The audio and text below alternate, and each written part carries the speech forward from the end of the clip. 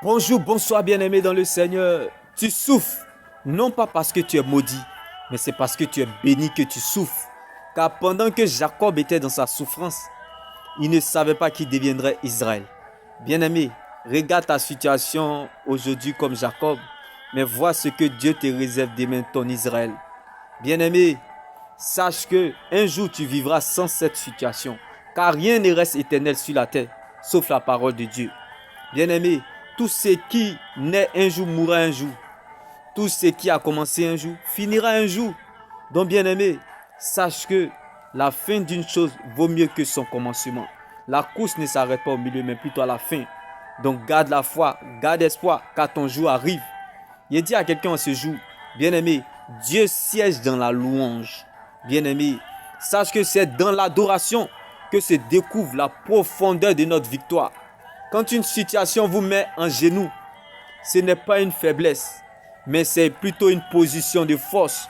Car c'est en genoux que le chrétien a plus de force, prend des forces et devient plus fort. Bien-aimé, sache que, bien-aimé, comme la Bible pouvait nous le dire, c'est dans l'adoration que se découvre la profondeur de notre victoire. Sache que, bien-aimé, un mort ne loue pas Dieu. L'Éternel te veut vivant. Bien-aimé, quand un mort ne loue pas Dieu, un mort ne réagit pas. Si tu portes une charge, bien-aimé, c'est parce que tu es un vivant.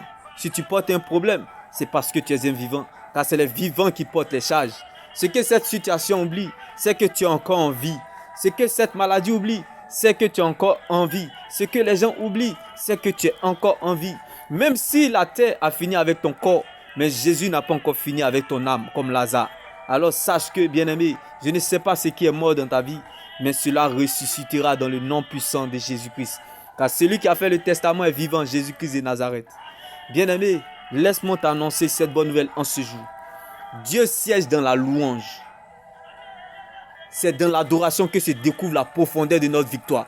Donc ça veut dire que lorsque tu es dans les épreuves, tes épreuves te conduisent, bien-aimé, à l'adoration.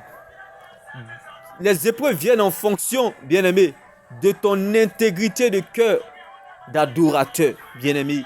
Sache que, bien-aimé, tes épreuves te propulsent, te conduisent plus haut comme l'aigle, bien-aimé. C'est pour cela, la Bible pouvait nous le dire, c'est dans l'adoration que se découvre la profondeur de notre victoire. Laisse ces épreuves te conduire dans l'adoration.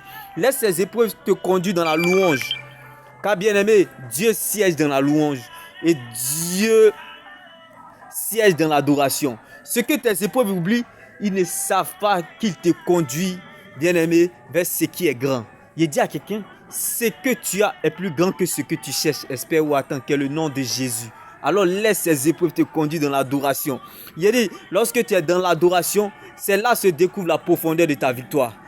Lorsque tu es dans l'adoration, c'est comme si tu portes la balle, bien-aimé, du match de ta famille.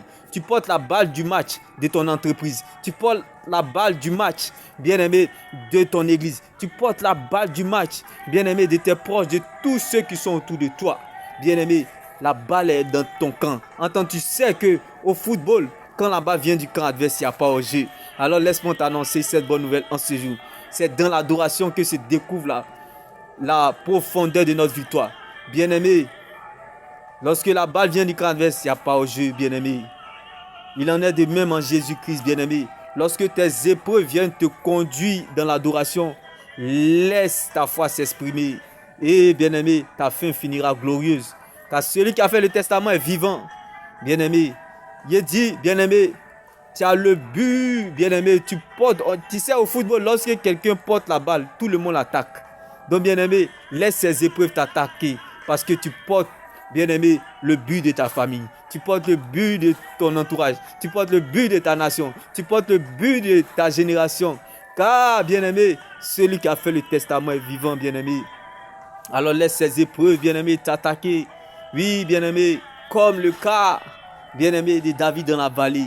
C'est dans l'adoration que se découvre la profondeur de notre victoire.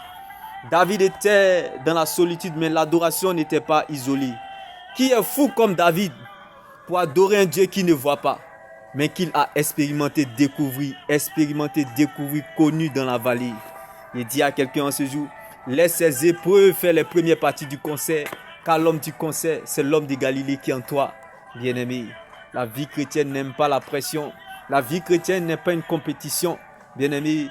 La vie chrétienne est une blessure, mais sa cicatrice est éternelle.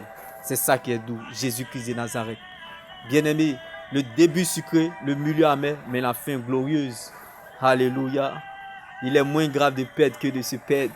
Tu peux tout perdre sans avoir rien perdu parce que tu demeures dans le véritable Jésus-Christ de Nazareth. Rien à perdre dans Jésus. Demeure béni. Shalom. N'oublie surtout pas, bien-aimé. On est béni non pas parce qu'on a, on est béni parce qu'on est. On n'est pas pour devenir quelqu'un, mais on est pour être ce que nous sommes. On ne coupe pas pour ce qu'on est, mais on coupe pour ce qu'on n'est pas.